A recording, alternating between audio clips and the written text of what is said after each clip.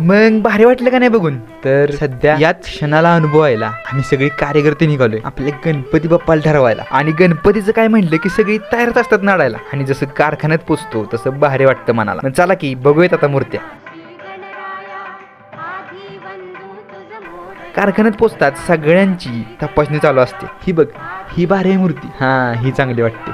सगळं विसरून ते सुखाचे दिवस आठवतात या क्षणाला. आणि वर्षात एकदाच भेटतो आपल्याला हो भारी दिवस, जिथं पहिली ओढ लागते गणपतीची मूर्ती ठरवायची. आणि मूर्ती तर सगळ्या भारीच असतात, पण ठरवायची तर एकच असते ना. मग इथून दुसऱ्या कारखान्याची वाट धरत आम्ही निघालो मूर्त्या बघायला.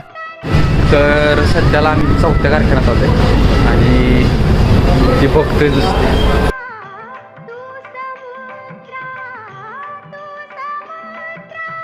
एवढा उशीर झाला फिरतोय आणि काही मूर्ती काही 2-3 ठिकाणी नव्हत्या असं मोठ्या. सद्यपिढीचा विषय चाललाय. कलर समोर मग त्रिशूळ आता हात तसाच घे. त्रिशूळ आपण घालू पाहिजे.